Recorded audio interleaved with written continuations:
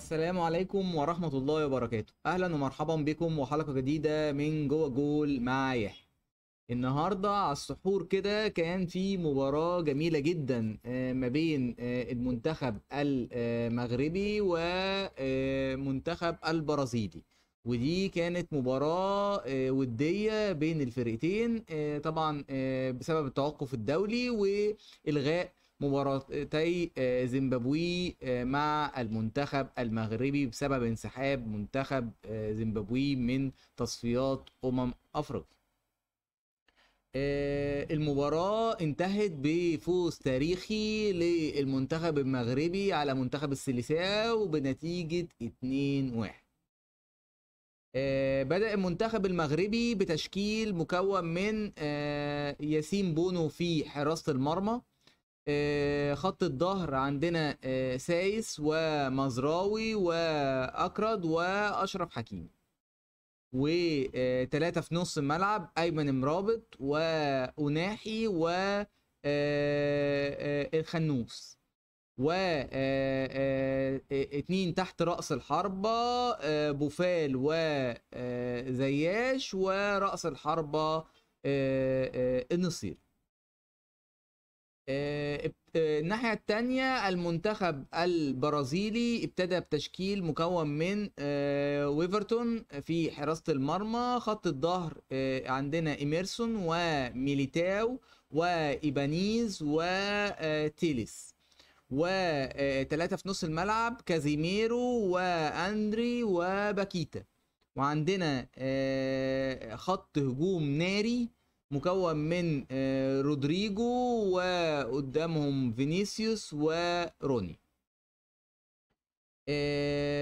ابتدى اللقاء بضغط من منتخب السيليساو والمنتخب البرازيلي في اول 5 دقائق فقط. ضغط كبير جدا للمنتخب البرازيلي، وحاول ان هو يجيب اهداف، ولكن كانت كل الكور بعيدة عن مرمى ياسين بونو.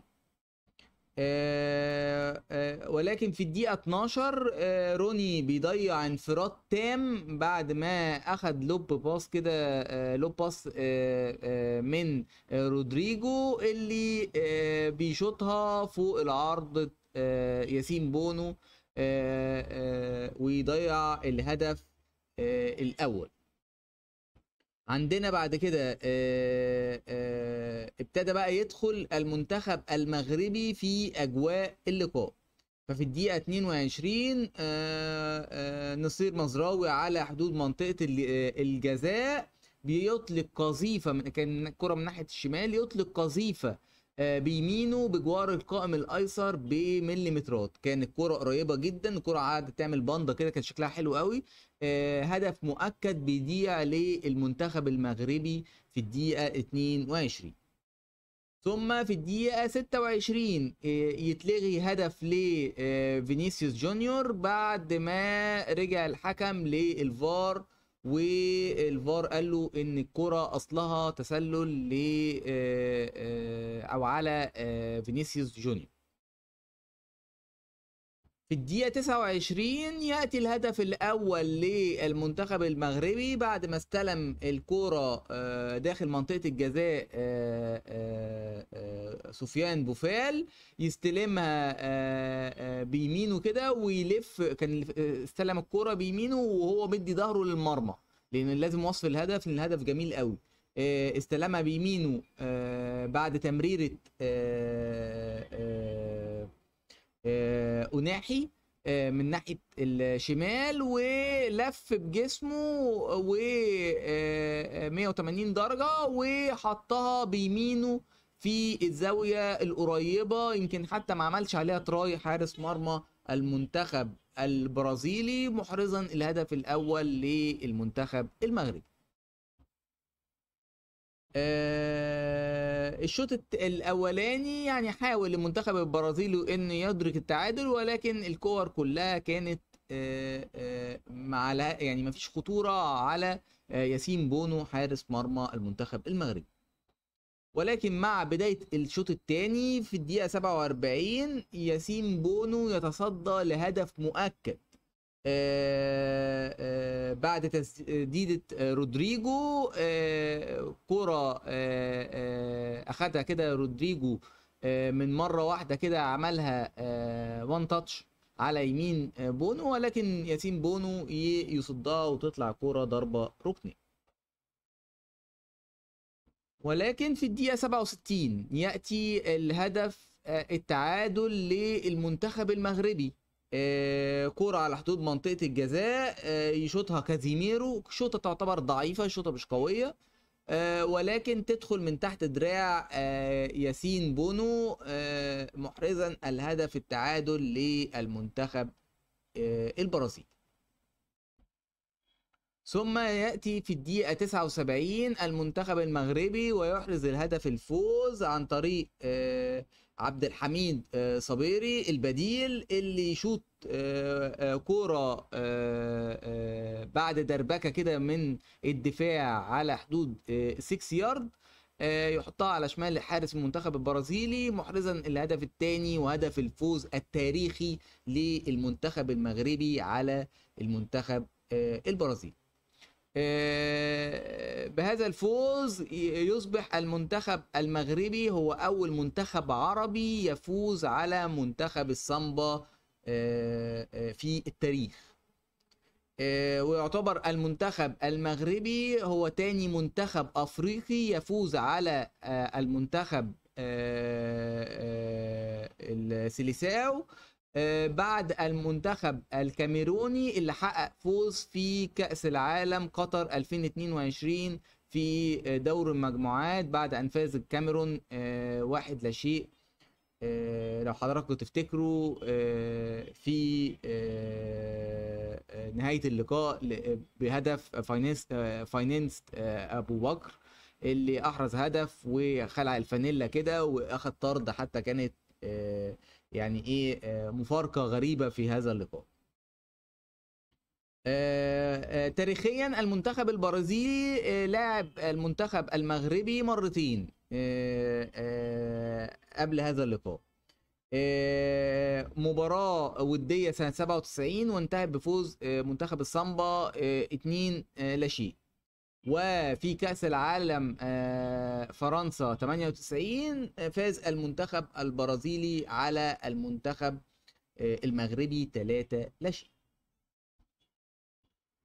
نتنقل إلى موضوع آخر وهي تصفيات الأمم الأوروبية. عندنا كان في مباريات امبارح أقيمت.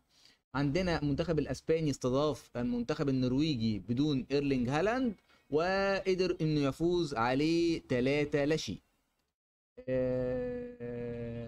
كرواتيا مع الويلز انتهت بالتعادل الايجابي 1-1 بعد ان كان متقدم المنتخب الكرواتي حتى الدقيقة 91 من المباراة. المباراة الثالثة الاندورا كان بيلاعب رومانيا وانتهت بفوز رومانيا خارج الديار بنتيجة 2-0. عندنا امبارح كان في مباراة في دور 16 من كأس الرابطة بين نادي فيوتشر ونادي طلائع الجيش، انتهت بالتعادل السلبي 0-0 و لجأنا إلى ركلات الجزاء الترجيحية وقدر نادي فيوتشر إنه يفوز على نادي طلائع الجيش 3-1. طبعا حتى الآن جميع مباريات دور 16 في كأس الرابطة بتنتهي بركلات الجزاء الترجيحية. نتنقل إلى موضوع آخر وهو أخبار نادي الزمالك. عندنا طبعا احنا كنا قلنا ان مدير فني لم يعمل في مصر سابقا هو مطروح على الطاولة في نادي الزمالك، وده الكلام ده موجود حتى الآن، ولكن ظهر الأمس تكيس جونياس نادي الزمالك، إدارة نادي الزمالك وأمير مرتضى منصور بيفكروا في مدير فني يكون لعب دوري قبل كده ويقدر ان هو يلم الفريق بسرعة قبل كأس الرابطة وقبل بطولة العربية وقبل مباراة الأهلي في كأس السوبر مصري في مايو القادم. عندنا الحسم هيبقى في خلال الخمس ايام القادمه باذن الله. عندنا في 11 لاعب غايبين عن مباراه اليوم ما بين نادي الزمالك ونادي البنك الاهلي في كأس الرابطه. عندنا في 6 لاعبين غايبين بسبب اللعب الدولي. عندنا احمد سيد زيزو واحمد فتوح ومحمد صبحي مع المنتخب الاول المصري. وعندنا حسام عبد المجيد ومحمد طارق مع للتواجد في المنتخب الاولمبي. وعندنا سيف الجزيري التواجد مع منتخب التونسي. عندنا في بقى 5 لاعبين غايبين عن مباراة اليوم، وهم شيكابالا بسبب عدم الجاهزية بعد نزلة البرد الشديدة اللي كانت عنده الفترة السابقة. عندنا نبيل عماد دونجا بسبب شد خفيف في العضلة الأمامية. وعندنا محمد عبد الشافي بسبب كدمة في الكاحل. وعندنا محمد عبد الغني بسبب شد عضلي. وعندنا حمزة المسلوسي بسبب مواصلة العلاج بعد الإصابة في جذع الرباط الداخلي للركبة. مباراة اليوم عندنا مباراتين في كأس الرابطة. مباراة نادي الزمالك مع البنك الأهلي هتبقى الساعة 9:15 على ملعب مقاولون العرب. وعندنا مباراة بيراميدز وإنبي في الساعة 9:15 على ملعب الدفاع الجوي. من مباريات اليوم في كأس الأمم تصفيات الأمم الأوروبية ألمانيا 2024 عندنا مباراة إنجلترا وأوكرانيا في تمام الساعة 6 بتوقيت القاهرة. وعندنا مباراة لوكسمبورج مع البرتغال في تمام الساعة 9:15 بتوقيت القاهرة.